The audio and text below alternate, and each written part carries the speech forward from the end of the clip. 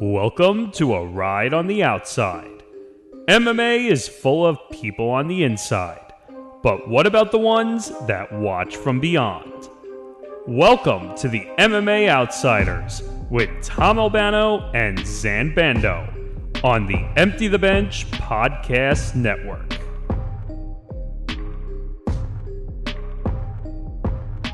Well, we're here for episode 63 of the MMA Outsiders. Tom Albano here along with Zain Bando as always.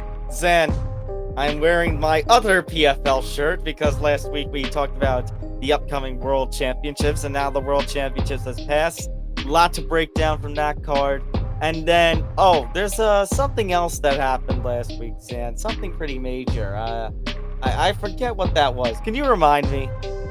Yeah, Tom, it was the official announcement, the one that you and I have been speculating about for weeks, months, and almost the last year. Yes, the PFL has finally acquired Bellator, and it'll officially be second fiddle to the UFC. So we will talk about what the PFL's role in the MMA landscape will be going forward. And thankfully, it did not blow up our whole episode. And thankfully, we're going to be able to devote some time to talking about what this means. But of course, as per grand tradition on the Empty the Bench Podcast Network and this show, news always breaks, or at least breaks most of the time when we premiere, and this was yet another case of it. That's what I mean. That's what I mean. That last week's episode kind of got ruined because of it dropped in the middle of our premiere.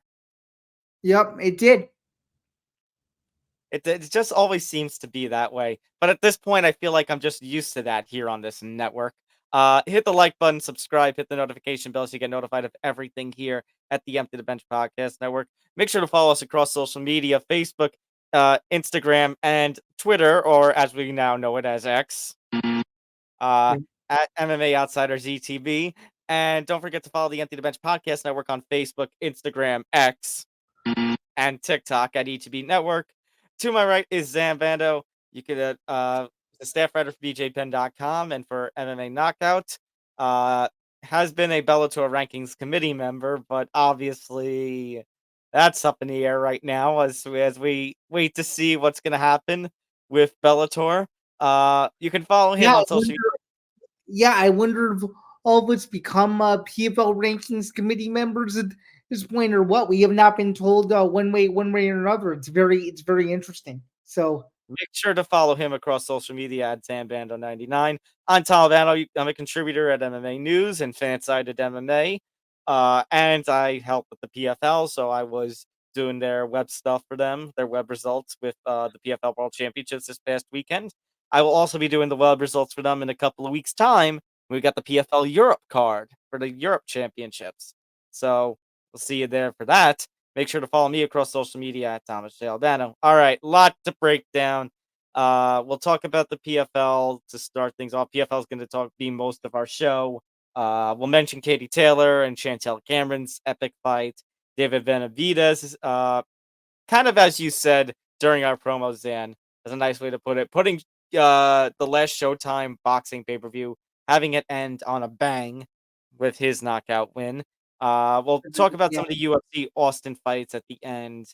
And then, unfortunately, Conor McGregor's back in the headlines for not something that's fight-related, something a little more serious. But, yeah, you know my feelings about whenever Conor McGregor takes over our show. Oh, yeah, absolutely. All right, but let's go to the elephant in the room. The PFL deal is official. In probably something, Zain, that will go down in mixed martial arts history.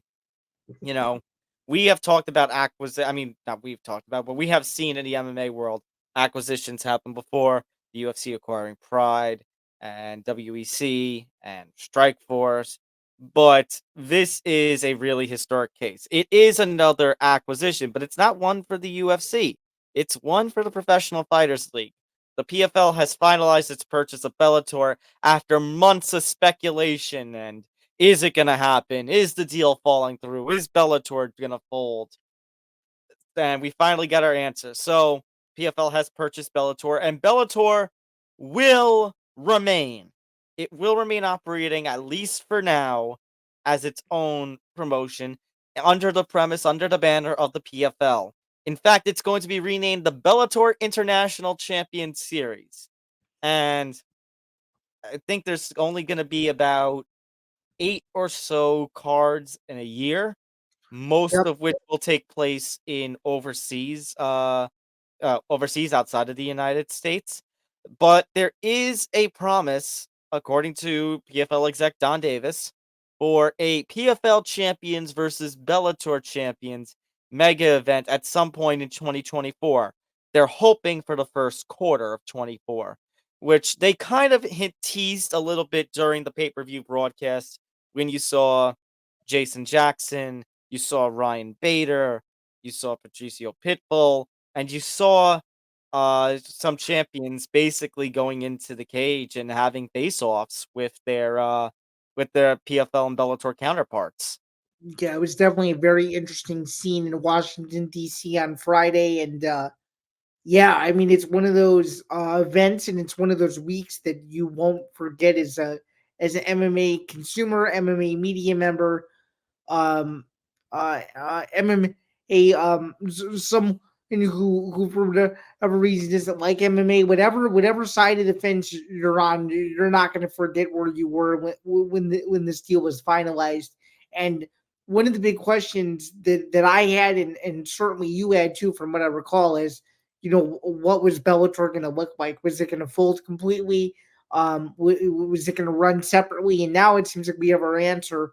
And I understand what the PFL is doing, with trying to make Bellator an international product. But if you think about, Tom, where Bellator was during COVID, and I hate to even use this comparison, but if you think about, Bellator, going to Chicago 3 times in a year, if you think about Bellator, going back to San Jose and going back to the Mohegan Sun, to me, some of the nostalgic or the mystique of Bellator to me is being taken away if or is going to do most of the events overseas when primarily your company and your product has been homegrown in places like San Jose, in places like Uncasville, Connecticut, in places like Missouri, for example. So, to me, I feel like it's going to be something that a lot of people are going to have to get used to, as we enter this new era. And I just hope that these I'm gonna dub it this. I haven't seen anyone do this, but I hope these BICS cards are not just these cards of Bellator fighters that we've never heard of. I hope that these one-off PFL Bellator events are treated as PFL Bellator events, because what I worry is that this Bellator, this new version of it, is going to be treated like the Bellator version of DWCS, and truly that's something I don't want to see, just given the mystique of the organization. But I also understand that this is now part of the PFL umbrella, and they're doing the best they can to cater to as many fan bases as they can. But I will say, though, the PFL making this splash in the current time that we're in, with the ongoing impending UFC lawsuit and all the conversations around fighter pay, and all the conversations around oversaturation of cards and pay-per-view, um And Francis Ngannou. and just Ngannou, I feel like they're really trying to make a splash to say, yeah, we're not just in this for the short term, we're in this for the long haul. And I feel like that's what did in the deal for me, and that's what they're really trying to do. What do you think? And the funny thing you say about that, Zan, is you say, well, first of all, you mention you mention a lawsuit, you mention the UFC. There's been a little bit of breaking news as of the time we're recording this that we're gonna need to get to. So just gonna let that simmer for right now. But what I'm going to say about this is that if you listen to the wording of everything they're talking about the PFL on the during the pay-per-view card, talking about basically it's a acquisition, but they're treating it as like they're combining forces because Bellator's still running its own somewhat operation. You've got the PFL champions and the Bellator champions facing off. They're promoting it like an interpromotional contest. Uh, Scott Coker is supposedly being given an offer to remain on board and be a part of the PFL. Uh, I guess you could call it the leadership team. So, I mean, am I obviously sad that, Bellator is not on its own independent, which means maybe a little less option for fighters? I guess so, but at the same time, I want to give credit to the PFL because they said 50%, but it's going to be about a 50-50 split. 50% of fighters are going to go over to the PFL and their stuff and their regular season formats and all the different formats that they have, and then 50% are going to remain with Bellator.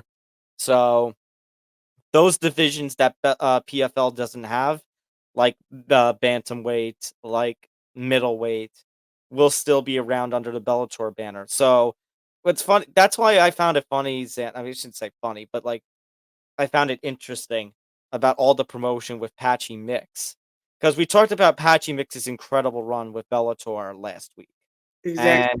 and and we said, you know what?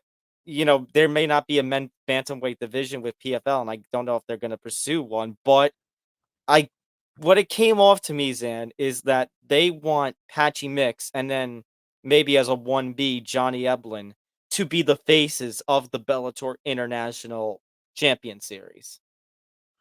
Yeah, I mean, I could see that, but now that you have just said that, this potential PFL champions versus Bellator champions, do you or do you not think that this event is primarily going to be a Bellator style event, considering that they have more divisions than the PFL does?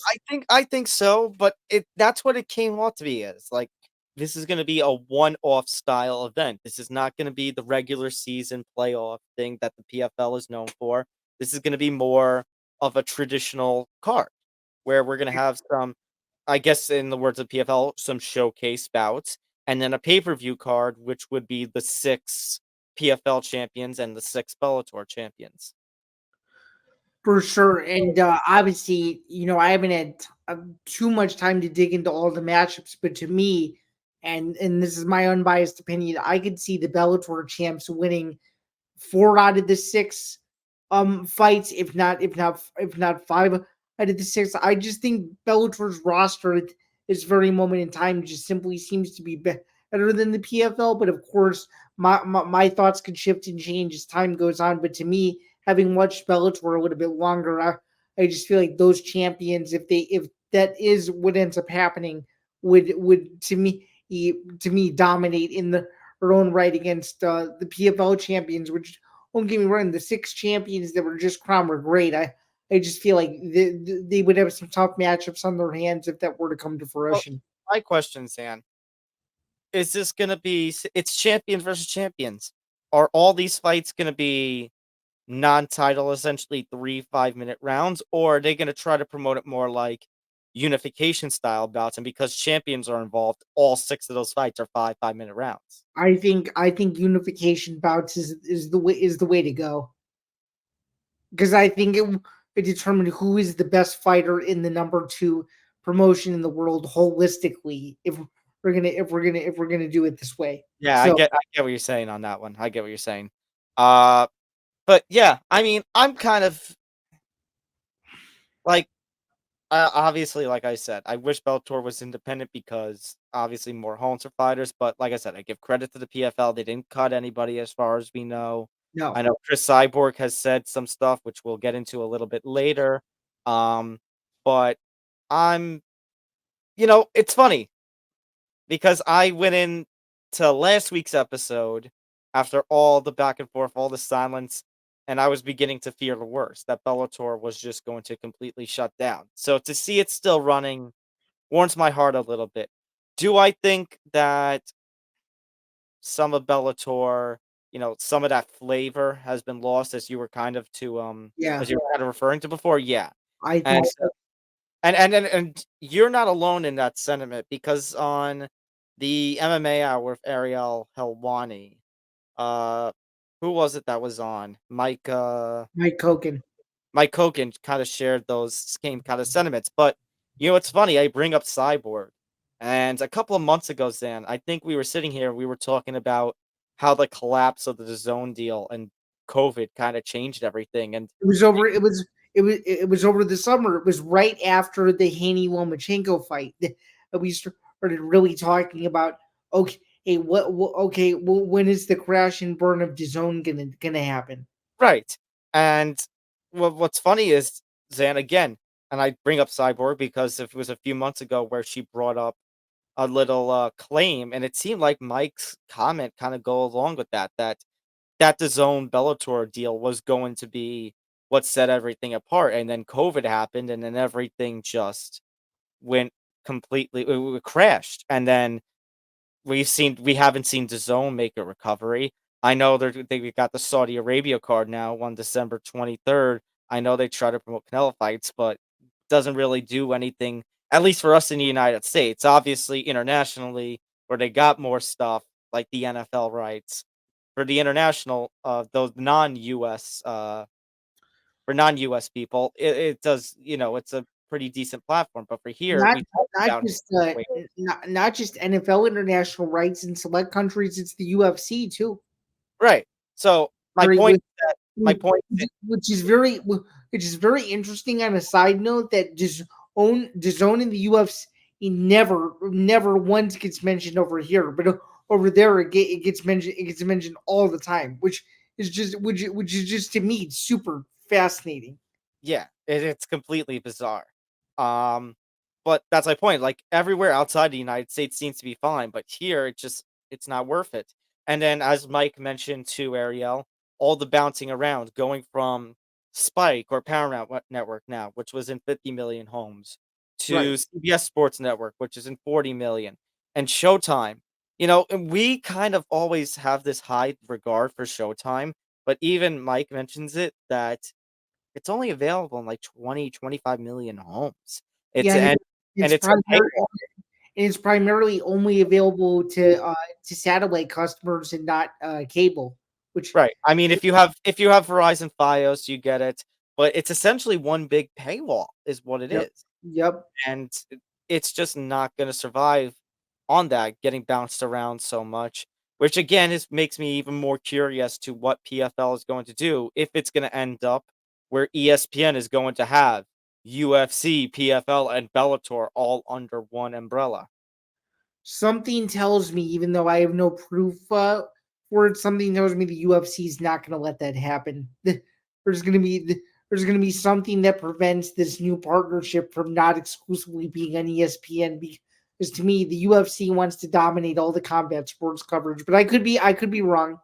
But then, Sam, my question to you is then why does the UFC not do anything about PFL being on ESPN? Probably Well, because it's a unless ESPN. aren't the TV rights coming up for PFL soon too? Within the next year and a half. Yeah. Hmm. So, do you think the UFC is going to try and do something to get them off? I would argue, hey, if they pose a threat to competition and they try to make the fight that doesn't want to see with Francis and Jones. Yeah, I could see a scenario where they try to force them off. Yeah, I could. But then, okay, no, sorry. Now I'm just thinking chain reactions and playing devil's advocate with myself. Okay, But then, okay. okay, so Dana, let's say he tries to make the move to not have Bellator on there, try to get PFL off. What about the lawsuit, the antitrust lawsuit? Well, there's also that factor too, to where there needs to be an outcome, in my opinion, for any of those wheels to start going in motion. That that's what I think, because here's my theory: if the fighters win, if the fighters win and the fighters get the money that they so greatly deserve, I think PFL has the power to remain on ESPN. And if the UFC somehow overrides any of this stuff and the UFC wins, then they'll need to find a home. Which to me, the only logical place they could go is Fox. And do you think Fox would take it? I do, yeah. They even been in the I MMA could business see it. a I long could time. see it. What happened? They even I was gonna say they even been in the MMA business in like 7 years. Yeah, Right, and to add to that, they're getting out of the WWE business. By next October, SmackDown's going back to the USA Network. right. So there's that interesting factor too. Um, but yeah, I think it's gonna be a very interesting time right now with the PFL and a very interesting time with Bellator. I hope to see the PFL champions, Bellator champions card get made in 24. Hopefully as Don Davis said, within the first quarter. If not, even if it's April and May, I think that works too. It's just a matter of, you know, what are you going to do with these PFL champions? Because if the season starts in April, like it did this year, that's a pretty quick turnaround to go to February from now and then go to April from now. I could see them moving the season back for this reason too. I would think that would be the logical thing. They're probably already thinking 7-8 months ahead at this point, and we're just not realizing that they probably have this all mapped out like 80%. They just don't have it fully mapped out yet. Which is normal. All right. So here's what we're going to do. Since we mentioned lawsuit and we're talking about lawsuits and everything, let's just go right to it. I know we have a Connor story, but as of the time we are recording this, so at this point it's going to be 24, maybe a little less than 24 hours right now. This is a bit of a breaking news story. So I'm Okay. going to play the headline here, Zan, and then I'm going to read you.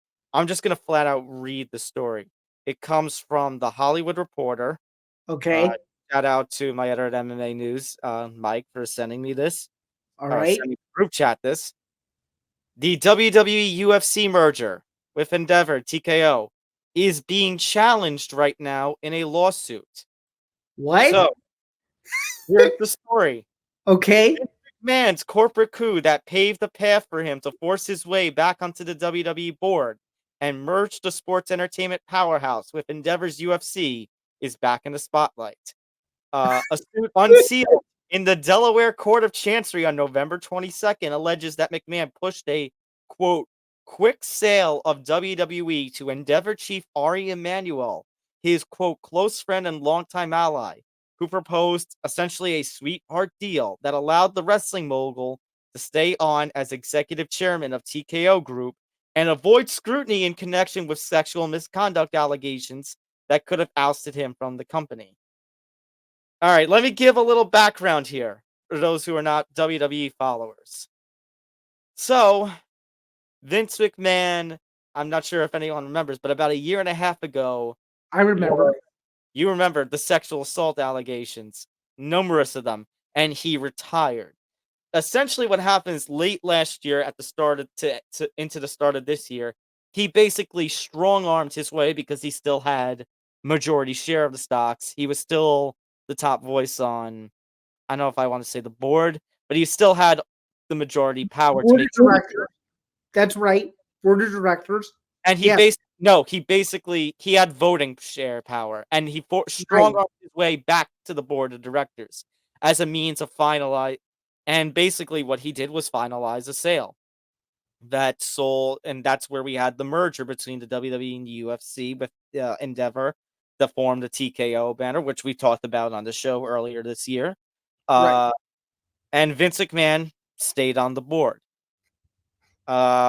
And basically, the lawsuit is alleging, which has something that we talked about, although not really confirmed, that this was done as a means of for him to stay in power, basically, in spite of all that's going on with him. Continuing on with the story, the complaint extensively details McMahon's turbulent tenure as head of WWE, culminating in September with the formation of TKO Group through a $21 billion merger between UFC and WWE. He had returned to the company in January after having stepped down as chief executive amid a sexual misconduct investigation into $17.4 million in hush money payments to 4 different women formerly employed by WWE. Let's see. WWE, if McMahon was found to have breached his duty of, okay, this is a statement from the lawsuit. If McMahon was found to have breached his duty of loyalty, WWE stockholders could have sought his removal as a director. Such scrutiny appears to have prompted McMahon to seek a quick sale of the company that also allowed him to continue running WWE. All right. I'm not going to read the full story because it's very long, so go check out the Hollywood Reporter for that. Here's my quick thoughts. I don't know if this is going to hold up. And I say that because, number one, if you look at the maybe this is just me thinking about the product and not the behind the scenes stuff. Okay. Vince McMahon still has a lot of shares. Even though he just sold off billions of dollars of shares, but basically, if you look at the product, Vince McMahon really has no say over it. Ari Emanuel himself basically chose Paul Levesque, aka Triple H, to basically be the overseer of WWE in the same way that Dana is the overseer of UFC, and they all do their own thing. That said, you know, I don't know necessarily if it's wrong that, what the lawsuit is alleging, that Vince McMahon did do this as a means of a quick sale to maintain some form of power. Like I said, it's been talked about in circles, basically. It's just never been said out loud. Right. So I guess the follow-up question to this is, do you think in any way, shape, or form this affects the UFC at all, or do you think this is I mostly WWE related? I want to say no because, and I think you can kind of affirm this, Zan, that this really ever since this merger first happened, the talking points have been on the WWE side. That Right. it never affected the UFC's business. The only thing that happened is Dana goes from president of the UFC to, what was it, COO? CEO. CEO of the UFC. So really the UFC, it's been business as usual ever since the merger. So I Right. want to say no. I will find it very interesting though. If it's like, I doubt it will happen. It's like the idea's in the head now. If the merger gets struck down in court. Yeah, that would be very interesting. And do you think this has any effect on the impending lawsuit with the UFC against the fighters, or do you think these should be separated as two different means, in your opinion? I think it's going to be two separate means, although I would like to see if there's a legal person, somebody in the MMA sphere who does more of the legal side, like a John Nash, who can try to make a connection as to if they could connect the two.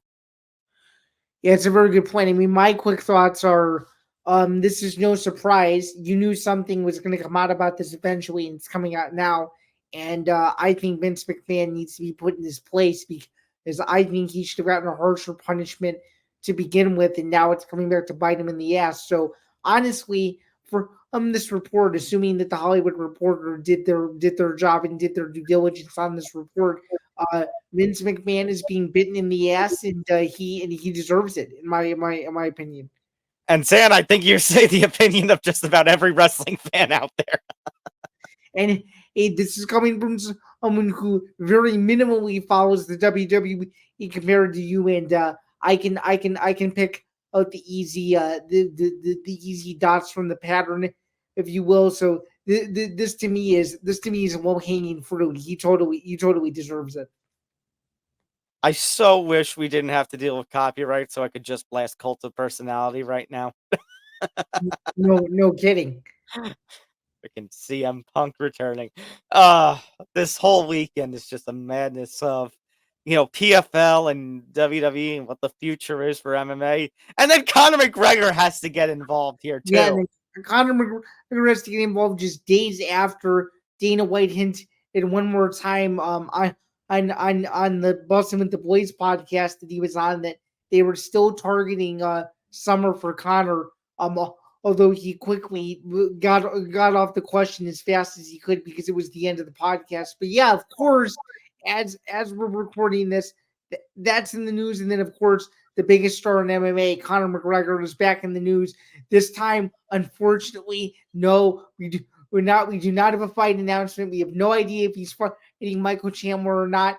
And I hope in the last few days, refresh that one of these.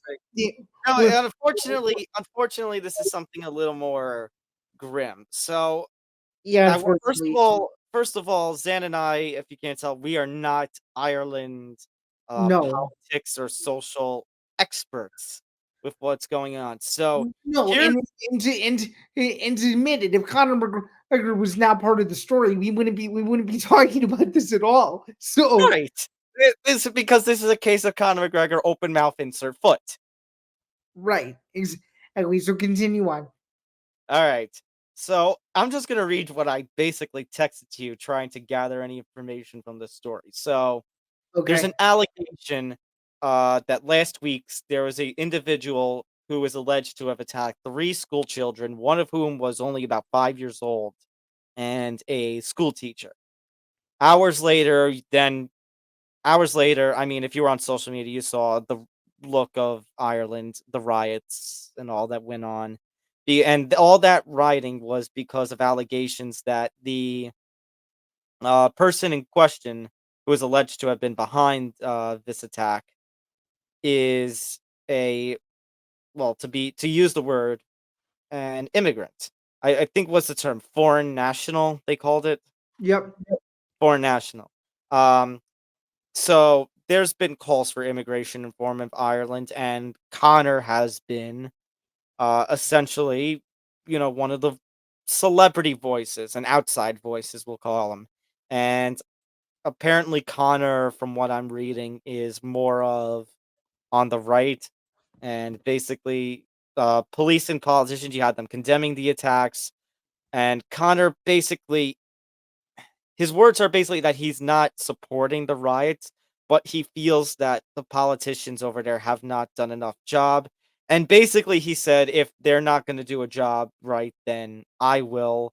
And then he let out a couple more tweets saying this is war and don't let them take any property. And now, as a result of that, he's being investigated for hate speech. Yeah, I don't think you could constitute those tweets as hate speech. Can you? Think this is a disgruntled country, a native who's upset at his government's wrongdoings, and that's how I look at it. What do you think? I think, yeah, in terms of the hate speech moniker, I don't know, because we've had our own issues, and I really don't want to get into politics on this show, but we've had our own issues in more recent years about the term hate speech being thrown around, especially when it pertains to social media and when it pertains to starting up riots or causing chaos. Right. I And was I was gonna say social media and or activist organizations, to put it right. lightly. Yeah. So, I mean, is Connor stupid for saying, "Oh, I'll do something if they're not gonna do something"? Yeah, Well, it's open mouth, insert foot. that's Connor being Connor. And of course he's Right, gonna. and you know what? But that's the thing. It's, to use Connor's own words against him, "You'll do nothing. You'll do nothing." Right. And Right. one of the Exactly. and one of the politicians was basically saying, "Who the F is Connor?" to basically say whatever, and it's basically saying that Connor has no right to basically to have that talk, and basically implying that Connor might be one of the people who's inciting these riots because of his words. I find that doubtful, considering that as far as we know, he never did anything physical to attack anybody during any of these Correct, incidents. correct. And here's my other question, Zan. And again, maybe this is because we're not overnight. I really want to know how much McGregor still has influence over there, because it can't be to 2016, 2017 levels. No, of course not. When you won one fight in when you won one fight since 2016, and you haven't won any title fights since 2016. No, you probably don't have the same influence as you did 8 years ago. No way. No. Here's what I'm gonna say. My heart goes out to the victims of those attacks, and Same my year. heart goes out to everybody who's been affected by those riots. And I hope Ireland, in one way or another, whether it involves immigration reform or not, whether it involves more protections against these riders or not, gets their you know what together. Yeah, And whether it even involves Conor McGregor or not. yeah, and whether it involves Conor McGregor or not. That's the only thing. And I don't mean to, and like I said, we wouldn't be talking about this story if it wasn't for Conor McGregor opening his mouth. And you know my feelings about McGregor opening his mouth. How about you stop opening your mouth and you open that cage door? Right. Well, then therefore, leading to our next question is, please, for the love of goodness, just announce the Chandler fight already. But again, and you know what's funny? I had some I had some students coming up to me to talk about it, and I said the same thing I told you. Here's the problem. Here's the problem with that Dana remark you said before about they're targeting summer. If Connor's in summer, if O'Malley is 299, Volk is 297, Islam, according to Ali, is supposedly not going to fight again until May or June. Who the bleep is headlining UFC 300? Some crazy fight that we don't know about, or some fight that's going to get made out of the blue that no one asked for is probably what it's Nate going to Diaz happen. versus Dustin Poirier? You're going to try to get that 6 years after it was supposed to happen? Probably not.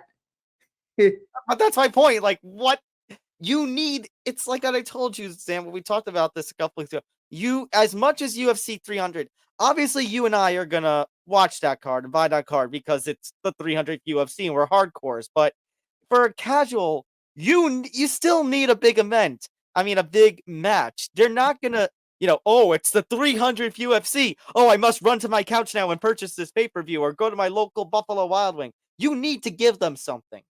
Something tells me it's going to be the interim heavyweight title fight between Aspinall and Stipe.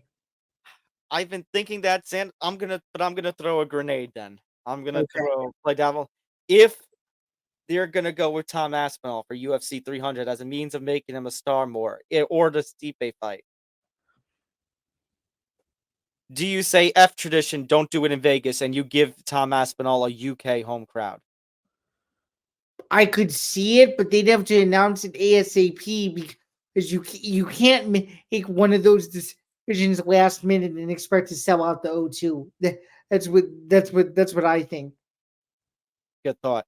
All right, let's get into the action now in the cage, and then eventually, once we get to boxing in the ring, let's go over the PFL World Championships quickly. OAM gets the lightweight title, gets the decision over Clay Collard. Very mixed kind of fight. Not a lot of people happy with OAM's performance, but I did say if he won the grappling battles and if he overtook Clay Collard, which he did, he would get a second consecutive lightweight title. However, the story comes, and this is where the PFL Bellator card gets a little bit questioning.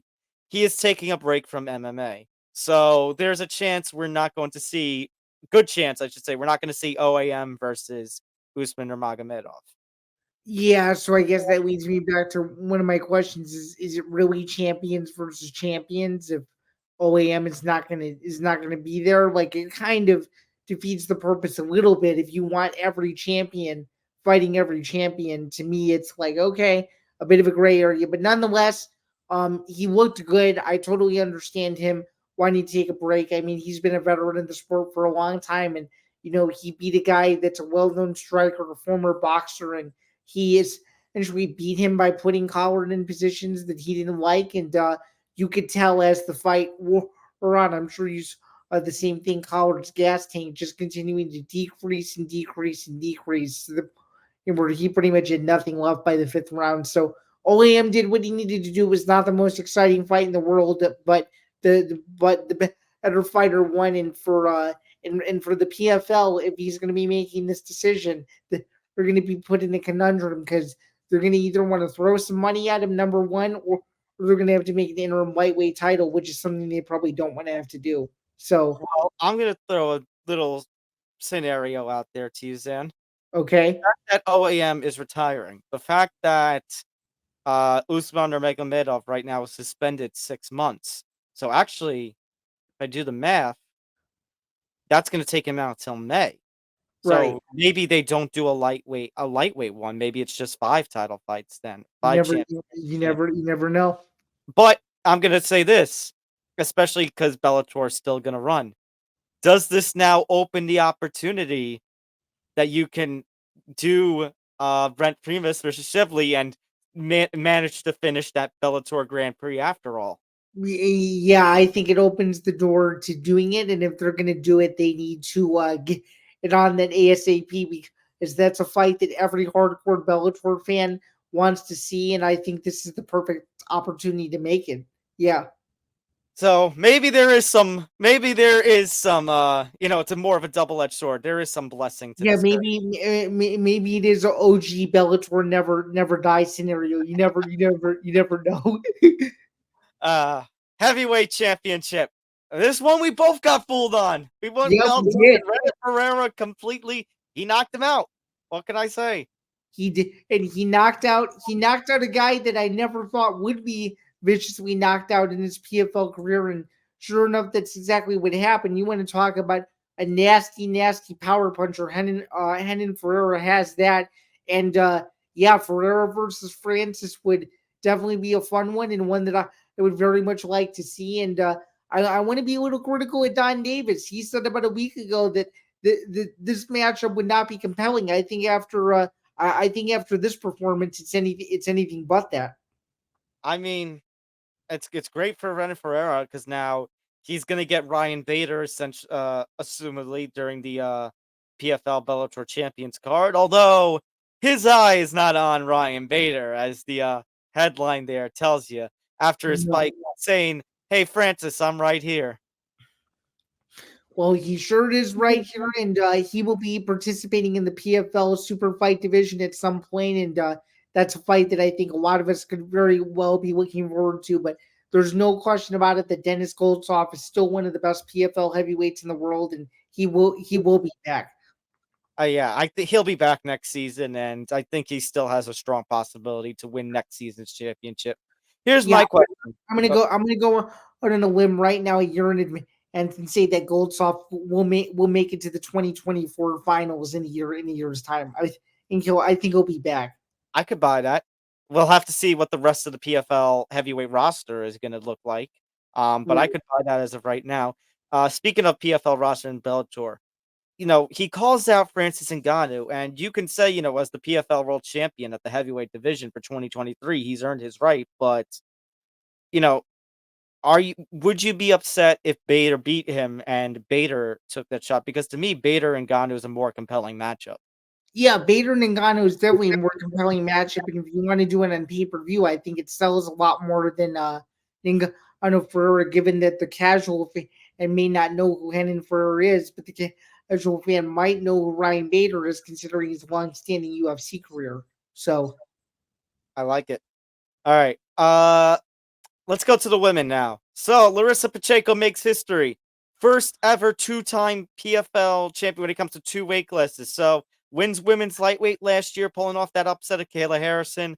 And now this year, easily defeats Marina Maknikina and becomes the women's featherweight world champion.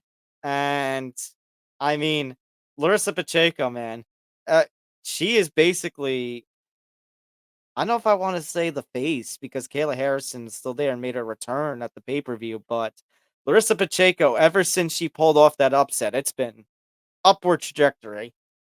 yeah, and you have to give a lot of credit for Maknikina giving Pacheco, in my opinion, the toughest fight of her PFL career so far. She came to win early in that fight, and she was trying to go for as many finishes as she possibly could. And I think that's what makes Larissa Pacheco so great, is that she's so well-rounded that she could take the fight wherever she wanted to. And as you could tell in rounds 3, 4, and 5, he was able to do exactly that, stifling Maknikina's attacks.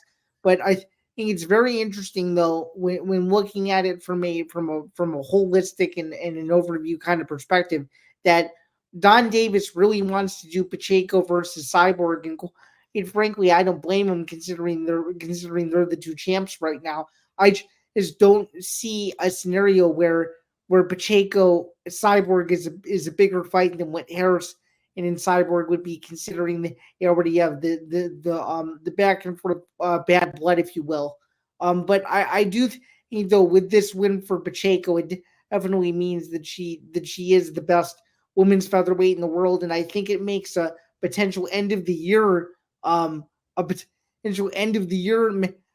with her and Erson, probably the biggest women's featherweight fight you could make at the moment in MMA, not just the PFL, but in hold on, Zan. Hold on. MMA. Are you saying Larissa Pacheco, you would put her above Chris Cyborg at women's featherweight?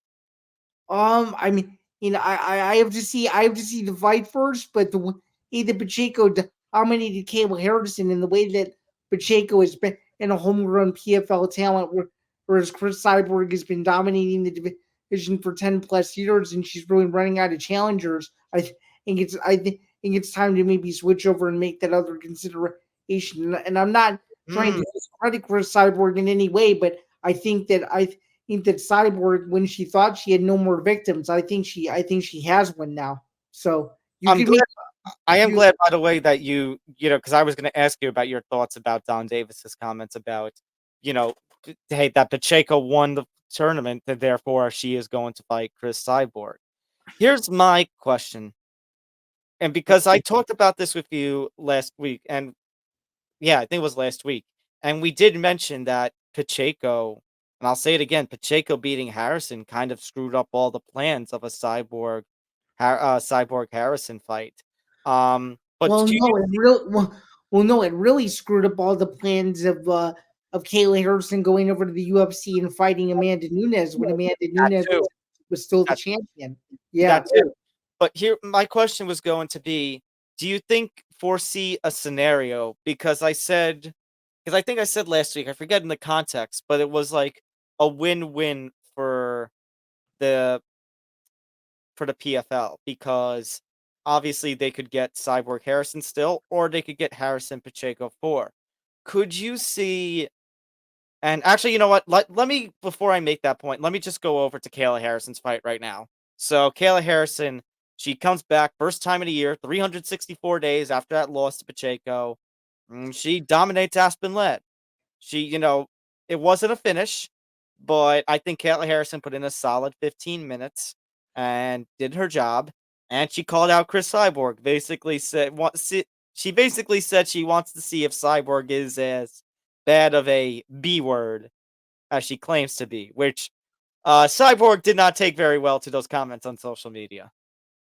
Wow. Well, yeah, I did see that obviously, and I'm just gonna say it right here, right now. I think his Cyborg kicks Kayla Harrison's ass when they fight. I really do. I think Cyborg wins that fight, and I'm Yeah, tempted to say, not only do I think she puts Kayla Harrison in her place, I think that Chris Cyborg viciously, and I mean viciously, knocks her out. but That's then, what and here's the thing: I also see Cyborg winning a fight with Pacheco. Not as easy as the Harrison fight. no. That's why in my other point, that I alluded to, that I think Pacheco Cyborg is a better fight, stylistically than the other one. But Cyborg Harrison has all the drama, and Cyborg Harrison has all the build. The PFL's Golden Girl and Bellator's Golden Girl, for lack of a better term. Right. But I bring this up because let me get to this point right here. So, as part of her social media remarks, Chris Cyborg is claiming that she has not heard from anybody from PFL since the finalization of the purchase of Bellator. And she's kind of hinting that she's going to be the one herself to determine her future. So now I'm getting those comments kind of worry me a little bit. Yeah, they kind of worry me too. And knowing how honest Cyborg is with her fans, there's no reason not to believe her, right? Right. And the reason I bring this up, Zan, I go through those quickly, is because my question to you from before is that do you think there's a possibility, as much as Cyborg Harrison is there, and as much as Cyborg Pacheco is going to be the next fight, do you think there's a chance, considering the PFL and the faith they have in their fighters, and what you talked about Larissa Pacheco potentially being the best 145er in the world, that PFL officials might have their eyes less on Cyborg Harrison and more potentially on a fourth Harrison Pacheco fight?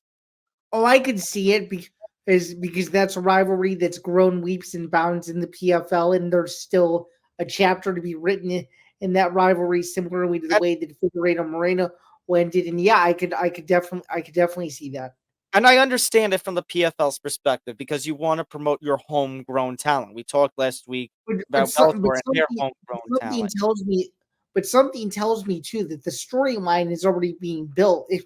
If you do Pacheco Harrison 4, that leaves a potential option where Chris Cyborg is still waiting in the wings, and all she has to do is just wait for that fight. I feel like if you make the Cyborg Pacheco fight now, it ruins the intrigue of a potential fourth fight between Harrison and Pacheco. So Which I understand, but then does that mean the PFL Bellator Champions card is only 4 title fights then?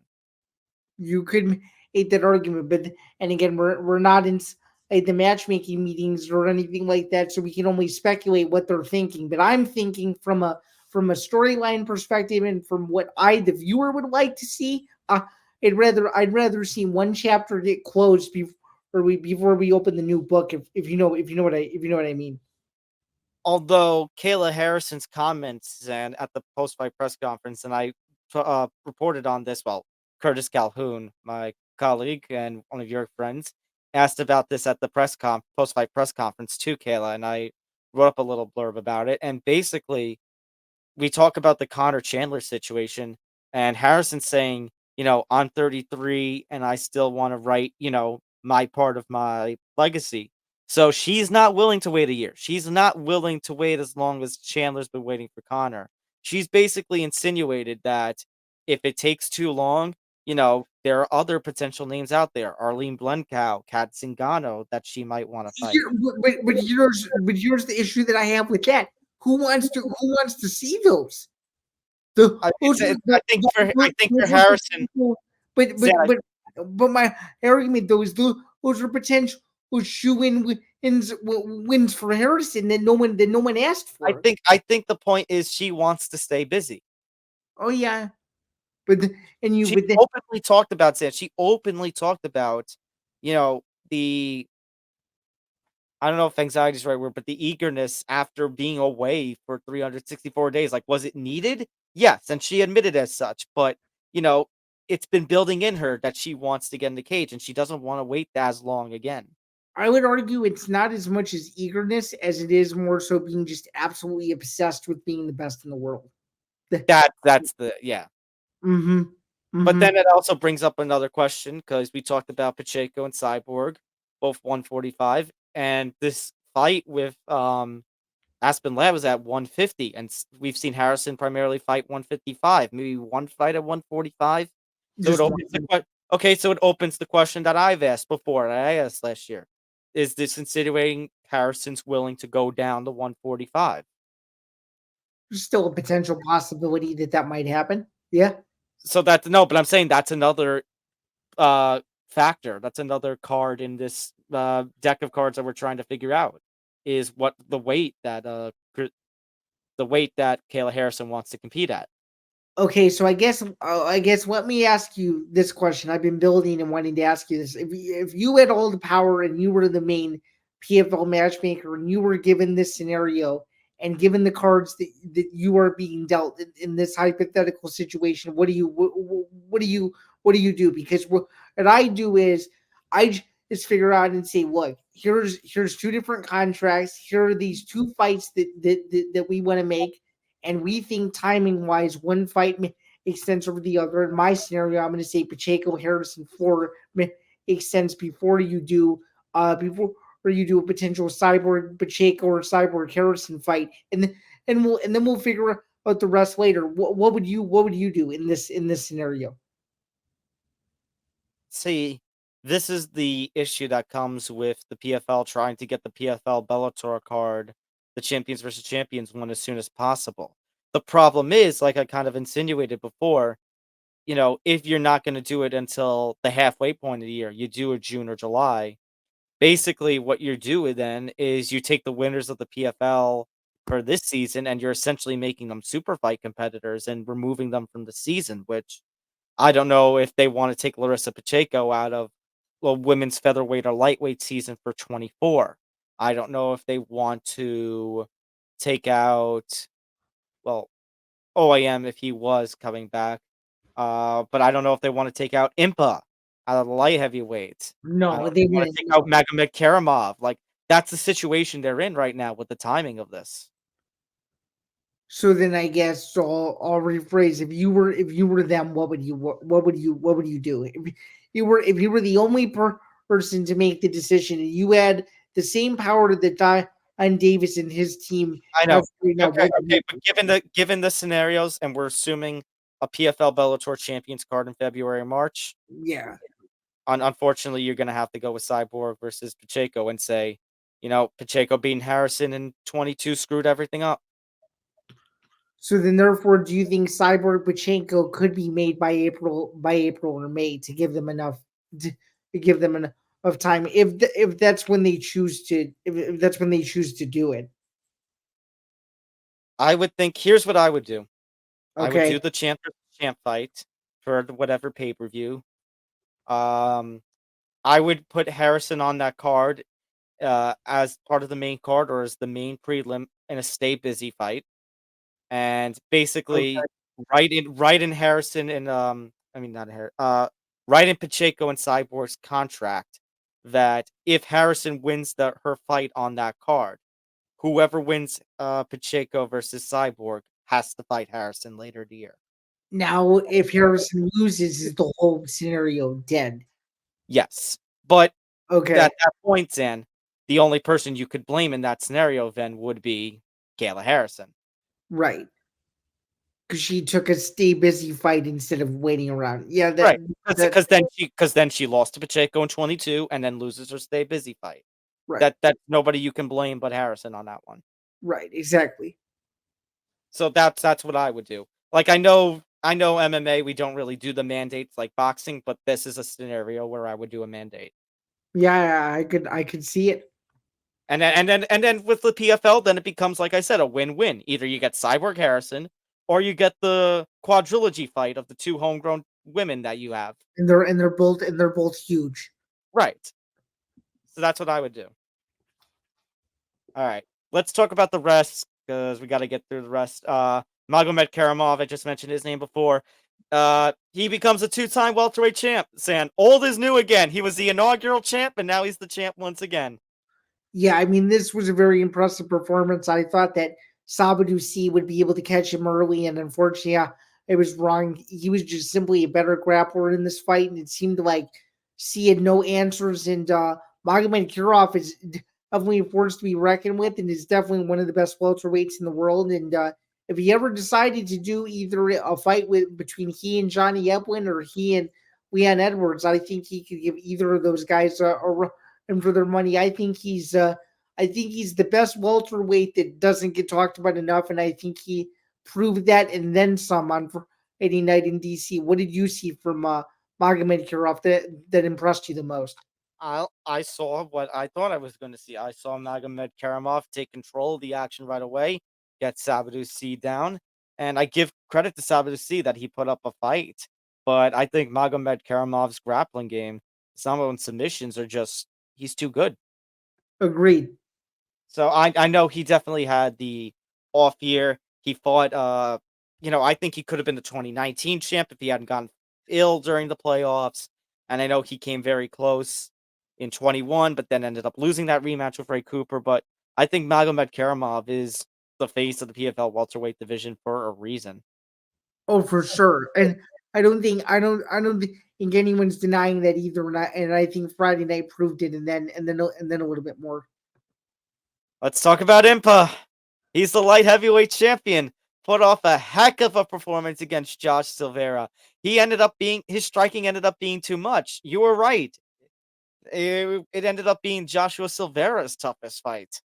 Yeah, it was definitely Silveira's toughest fight, and that now brings my record to I think 5-1 when I interview a fighter exclusively before their fight. My only loss being Daniel James before his fight at Bellator 297. So I guess that leaves me on a pretty good track. So congratulations to Impa first off, and if you have not read that exclusive from last week, go to my byline and MMA Knockout to check it out. I know that you were impressed with it, and shout out to his PR team for making an insane video that combined all of the articles that we wrote about him ahead of his fight and putting it into a little. And yet, it was very cool to see my byline in that little feature showcase. And not just that, Sam, and not just that. Think about this. He said during media week about a year ago he was homeless and sleeping in his car. Yep. 3 years ago, he was the infamous victim of the viral knockout of Joaquin Buckley, the spinning wheel back kick. That was the knockout of 2020. Yep. And now here he is. He's been on a hot streak ever since moving up to light heavyweight and going up to the PFL, and now he's a millionaire. Yeah, not only is he a millionaire, he's made more money than Joaquin Buckley has made in his entire career. Think about that. PFL, man. You know, when you have, like I said at the start of the show, when you have alternate options out there for MMA homes, It's it's crazy so much better for the community. for sure. And All right. I just think in terms of the fight itself, he was able to just do whatever he wanted until Silveira, and just don't think Silveira had any answers for Kasagane's pace, which was just exhausting for the most part. What did you think? Yeah, no, Kasaganai, he went in there on a mission. He, like you said, he put on a pace. He put on a display that Silveira just couldn't keep up with. I thought Silveira had the power that he could crack Kasaganai once or twice, but it didn't even get to that point. No, it didn't. And you and when you and when Conan's O'Vera, his dad, obviously is literally asking his son to literally fight uh 5 minutes before the 5 minutes before the cards were read.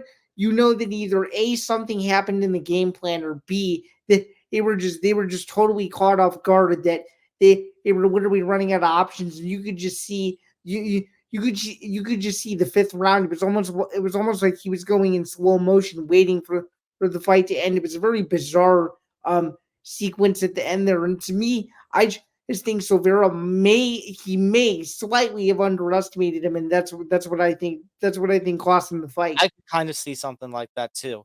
I think Silveira will rebound. I have a feeling that next year he'll be back in the playoffs. It's just going to be, you know, if Impa comes back, it's going to be a little bit of a tough competition for him. Yeah. Who knows? I fear that if these two end up rematching next year, it could go very similarly. For sure. All right. Let's talk about something that wasn't as exciting. Derek Brunson. I mean, Derek Brunson, like I said, it was one-sided beatdown, couldn't get the finish, but Zan, I think it more focused on just the fall of Ray Cooper, man. I mean, at one point, two-time welterweight champion, ends up screwing up in the 22 season, misses weight, goes up to middleweight for this fight, misses weight again, and he just I Yeah, hate using this word on this show, but there's nothing else I can say, but he sucked in there. yeah, he did. He did not look very good, and unfortunately for him, this is MMA. This is MMA's version of a choke job. Is it not? It is the bigger they are, the harder they fall, and Ray Cooper has fallen pretty hard. Yeah, and I mean, I think even though Derek Brunson did not put on his performance, he's definitely a very nice asset to the PFL, considering that he looked like he was in the best shape I've ever seen him in, and it just looked like he was able to do whatever he wanted to Ray Cooper without any sort of hesitation at all. Yeah, no, It was very interesting. it was bad. It was really bad. Speaking of really bad, last title fight that closed out the prelims. Controversial. So Jesus Pinedo completes the underdog story. He's the featherweight champion. Unfortunately, comes with a very controversial stoppage in which it seemed like the referee Couture, uh, Florian called him out on it. The stepped in a little too quickly. And Zan, you know who was the referee for that fight? You know his last name. Yep. Yamasaki. No, not Mario. Mario was on the card. He did have some questionable calls too, but it was his brother. The Yamasaki brothers get involved. What happened to allowing a fighter to be a warrior? I guess my response to that is they simply forgot what year they were in. So there you go. Has Dana done that much damage to Mario? Apparently, but I'm actually going to take the other side of you and say that I actually agreed with the stoppage. What? Yeah, I did. I did. I mean, when you're literally covering up in a standing position and you're not firing back. Well, what else is the referee supposed to do? I mean, but it's a championship fight. It almost was like he jumped in like right away. It was only about a second or two that he gave him, and that was really all that was allowed. In a title fight, you have to let it play out a little more. So Well, to the Yamasaki. Well, I sort of agree with that, but I sort of disagree with that too. Because what more did you think was going to happen in 30 more seconds? I feel like Braga could have. I feel like Braga could have landed a shot that, you know, or or could have adjusted himself, his positioning, that he could have gotten out of there. I can't believe this fight got stopped, but Ray Cooper somehow survived the bell. That makes no sense. That was that was insane. That should have been So to the Yamasaki brothers, I say been totally stopped with 36 seconds left for sure. Yeah. So to the Yamasaki brothers, I say I think you need to listen to Dana again. You moron. No kidding. Unreal. But hey, right. I got it right. I told you he would win the championship, and he did.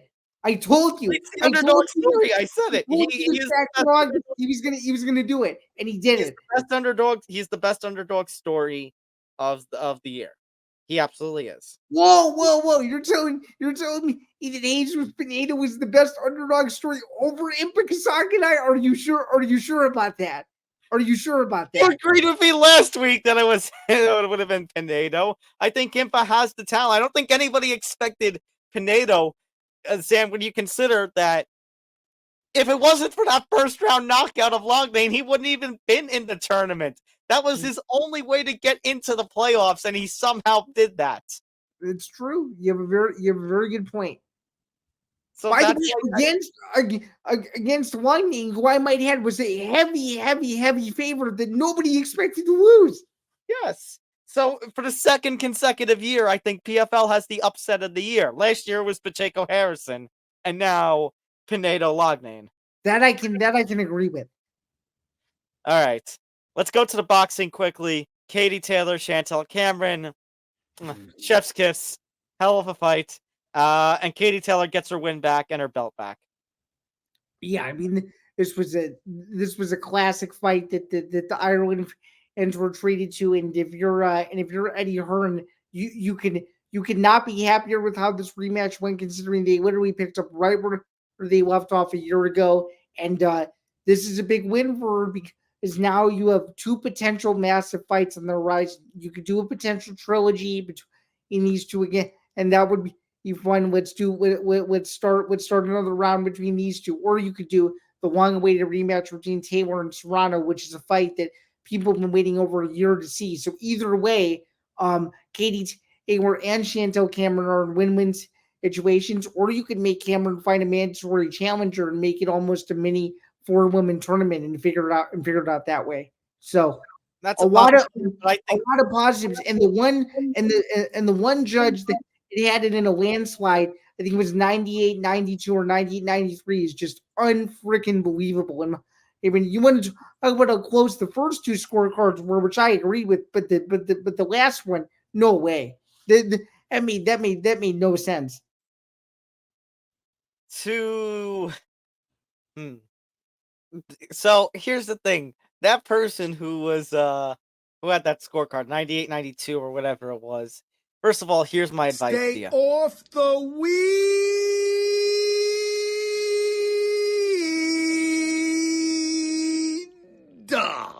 Second of all, stay off the weed and stay off the offshore sports books too.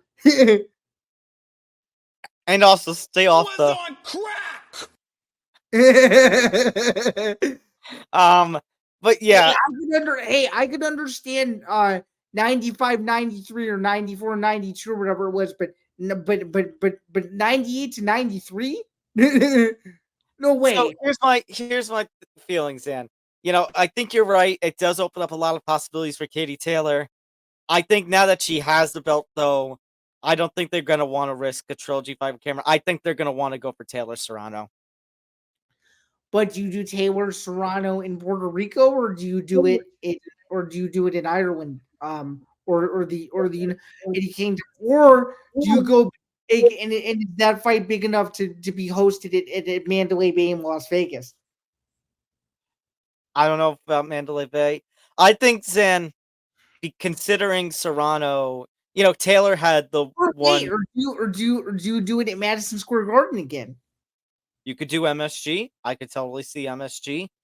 I could sort of see Mandalay Bay, but I think MSG might be a better home for that if we're going to go neutral site. Because the first fight was there, obviously. So right, the first fight was there, and then the other thing is if you're not going to do MSG and you're going to give a hometown advantage. Katie Taylor just had one in this fight. She has the blemish. I think you would have to give the hometown to Serrano and do it in Puerto Rico. I think so too.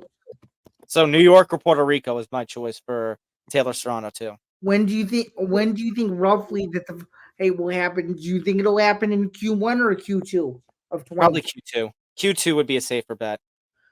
Could you? I could see a scenario where it's Q2 before the 4th of July. I think that would be good. That would be fun. Yeah, because then you have that, and then it leads right into UFC 302. So it would be a perfect 2-week stretch of really interesting combat sports, considering who's going to be fighting in that card at that point. Love it. All right, other boxing match. Showtime Boxing pay-per-view goes out with a bang. Quite literally, David Benavidez' brutal 6-round finish of Demetrius Andrade. He retains his interim WBC super middleweight title, and now all the talk is potentially Cinco de Mayo weekend against Canelo. Yeah, so I was texting you during this fight. Did you end up going back and seeing the finish, or was me telling you everything breaking news to you as it was happening? So I saw your text first, and then I watched the highlights later. Okay, and what did you think of Benavidez's performance? It seemed like he was able to do whatever he wanted to. He struggled early on. I thought Andrade was getting to him in the first. Well, since it's only 3 rounds, and this ended up going 6, the first half of the fight, and then around round 3, round 4, Benavidez just took complete. That's He took over completely. I don't know what happened. Did he start out slow in knowing that he was going to have this big barrage later, or I don't know what happened there. Well, I think my theory is that Andrade felt him out too much, and after about round 4, Benavidez was like, "Screw this, let me turn it up," and that's what he did. Fair enough. But the insanity of round 5 and round 6 was just unreal. I mean, that was the best part of the fight. The way that Andrade was able to stay on his feet was unbelievable. I mean, like, wait a minute, he's not out of there yet. I couldn't. I mean, I give him credit that Benavidez picked up the pace, as you said, in the 4th round, and it took until the 6th for him to get out of there. But and Andrade, and I mentioned this last week, Andrade is a former champion himself, but Benavidez he had more in the tank, and he's the more capable fighter, and it's going to be interesting to see if he can go toe-to-toe with Canelo this coming Cinco de Mayo. Yeah, I mean, you want to talk about where does this rank in terms of the biggest potential fights in 68 in the last 10 years? Do you think that this is right up there with the best of them, or do you think that you need to see the build up first before you can really? I might need to see the build up. I might need to see the build up more, but Stan, I think to how Canelo Triple G3 was contested at super middleweight, but by the time they did that fight, it was like, yeah, we finally get to see it, but it was just so, past its prime. At least with Benavidez, at least with Canelo, there's still 2 of the champions that we got in boxing, and 2 very talented champions. So I think it could surpass the hype that I had for Canelo Triple G3. For sure. And given that Showtime is no longer in the picture, do you think that this strictly becomes a PBC fight? And do you think that potentially with this impending deal with Amazon, that's where this fight is going to go? I could see it. I'm curious, Dan. You talk about that deal with PBC, and we talk about in recent weeks the streaming landscape of things. I'm curious if Amazon Prime is going to do, extra pay-per-view purchases that we've seen from ESPN Plus and DAZN and make Canelo Benavidez a pay-per-view. Oh, I could see it. And I could also see this fight being big enough that it's shown closed circuit in restaurants and bars, and I could also see Canelo. It's Canelo, so I expect that. Right, I could see that, and I could see this fight even being big enough to where it could be shown in some movie theaters across the country too. Here's hoping. All right, we got one more thing to talk about. One more item on the docket. We got UFC Austin this weekend. So good card. Very good card. Last 3 UFCs of the year. This week, it's the last UFC on ESPN. Next week in Vegas, the last ESPN Plus exclusive of the year, and then December 16th, the last pay-per-view card. So right now, I think, Zan, there's 3 big fights that I have my eye on, and it's the main, the co-main, and the other featured bout on the main card. So we'll start with the main. It's Beneil Dariush taking on Arman Tsarukyan. Absolute banger, coin flip, obviously, but I think that Tarzukian's wrestling is going to be too much for Dariush. I think he drops Dariush early, and I think he winds up winning a decision 49-46. I just think that Beneil is more than likely looking past him, considering who is still above him in the division. And I just think that Tarzukian is a man on a mission since ever since a couple years ago when he started to get on a really nice run during his Apex heyday. I think he's going to keep that momentum rolling, and I just think that again, as I alluded to before, I think that I think that Dariush is probably looking at the next fight and where he fits in the division where in my opinion he could be forgetting just how dominant Tarzukian has been since pre-COVID. So give me Tarzukian. I don't know if I want to say that about Dariush because he's coming off a loss. He got obliterated by Charles Oliveira in his last fight, so he needs a rebound performance. That being said, I do agree with you, Zan, that I think Sarukian, his wrestling is probably going to be a little bit too much. And you consider, Zan, when we talk about Dariush, about Oliveira, that's not a bad loss. Well, the only time Sarukian has lost in the cage in the UFC, Islam Makhachev and Mateusz Gamrot. Those are not bad losses. Those are seriously not bad losses. Which, by the way, you could argue that the Gamrot fight, he should have won that fight. Right. That's a controversial decision. So, Beneil Dariush, I think he's still ranked number 4, but I will agree with you that I think he's got more to prove. Obviously, he beat Gamrot. He was on a 1, 2, 3, 4, 5, 6, 7 or 8 fight winning streak before the loss to Oliveira. He's still top 5 in the division, but I think Sarukian is right there. And I think there's a chance Sarukian can catch him and place himself in the top 5. So I'm going to agree with you, Zan. Give me Arman Tsarukyan, unanimous decision, about a mix of 48, 47, and 49, 46 scorecards. Yeah, I mean, I think this is a chance to be. I know this isn't really a category for awards, but I think this is a chance to be one of the best UFC fight night main events of the year, and I hope it lives up to its billing because I think the fans in Austin, Texas, are going to get an absolute thriller. So we'll see.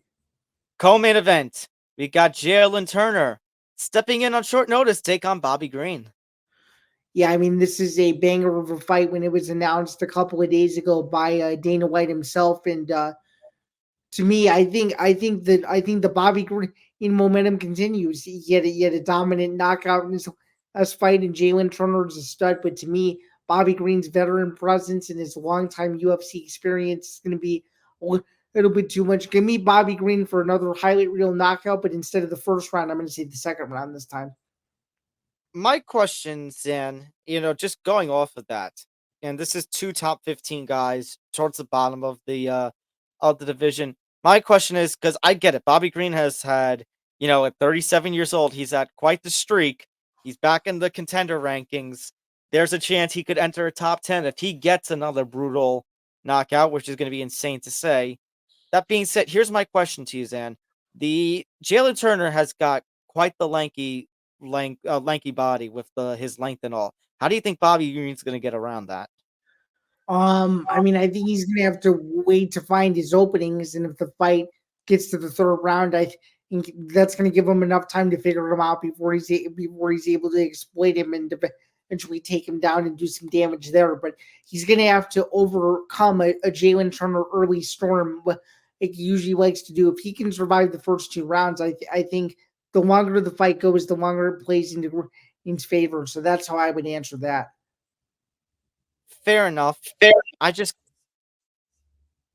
consider, and the other thing to consider is that Jalen Turner is also coming off of 2 losses. Granted, very close decisions. One against Gamrot. Oh, another split decision against Gamrot. And then Dan Hooker at 290. He did miss weight for that fight. He actually missed weight by think it was 2 pounds because it was a non-title fight to really 3. Yeah. I want to see if Turner can, and this is a short notice. I want to see if Turner can have the quick turnaround and make the weight. So, you know what? I'll go with you. I'll go with Bobby Green. Late second, early third, knockout. Okay. And then this one interests me. It's Rob Font taking on Davison Figueiredo. Figgy. Moving up from the flyweight up to the bantamweight division. I think Rob Font's going to be a tough test for him, but a very good test. Yeah, he's going to be a tough test, and without question, this is a fight of the night, fight of the year, and or whatever you want to ride on it. I think this is just going to be a slugfest, and I actually see Rob Font in the New England Cartel edging out the former UFC champion in an instant classic. What do you think? I think this is going to be a back and forth brawl. This is going to be fun. I'm going to love it. That being said, I think I have faith in Figueiredo at bantamweight. I think Rob Font is tough. I think Davison Figueiredo might have a little more in the tank. Give me Davison Figueiredo, but give it to me in a split decision. Okay, well, I guess here's a follow-up to that. Do you think Figueiredo will look better at his new weight class, or do you think he'll be contemplating going back down to flyweight when this fight's over? I think he'll contemplate, but we're talking about Rob Font. This is not like we're talking about, some tomato can at bantamweight. You know what Dana is, how Dana is with his former champions and former stars moving up. He's not going to give him a tomato can for a star-studded performance. He is going to put him in there against the toughest of the tough. And they're fighting on national TVs. Oh, it's an even bigger stage. Yeah. Right.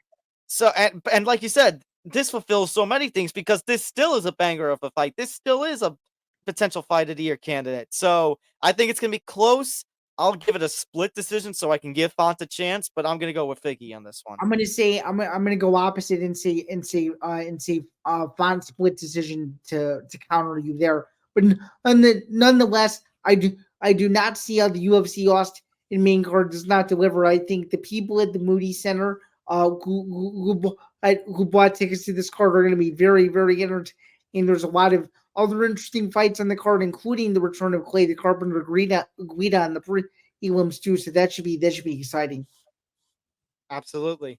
All right, time to get out of here. Make sure to hit the like button, subscribe, hit the notification bell so you get notified of everything here at the Empty the Bench Network.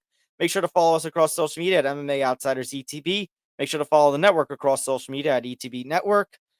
Make sure if you are listening, if you are watching us on YouTube, to also take us on the road with you and go listen to us on Acast and our other audio-only platforms that our podcast is available on. That way you also don't have to see our ugly mugs. If you are listening on those audio-only platforms, make sure to go to our YouTube home, youtube.com/ETB Network, the Empty the Bench Podcast Network, chasing 650 subscribers right now. We're up to 642 or 643 at the time we're recording this. So shout out to all of you who have been supporting us. Make sure to go to etbpodcast.com for all this more information about the network and all this exclusive content from blogs from our contributors. To my right is my co-host, as always, Zain Bando. You can find his work over at bjpen.com and MMA Knockouts. Follow him on social media at ZanBando99. I'm Tom Albano, contributor to MMA News, Fansided MMA, and with the PFL. And you can follow me on social media at Thomas J. Albano. All right, that's going to do it for us. Enjoy the fights this weekend, guys. We'll have a lot more to talk about next week. Till then, be Joe Pfeiffer. One of the listen for something. No. I was going to say be Joe Piper, and we can wait. I would not be remiss if I didn't say we cannot wait to preview his upcoming fight against Jack Hermanson, the biggest fight of his career. So congratulations to Joe Piper for getting that spot, because that is absolutely unbelievable. I know. I can't wait. All right, it's time to get out of here. For Zan, I'm Tom. We'll see you next week. Take care, all. Take care.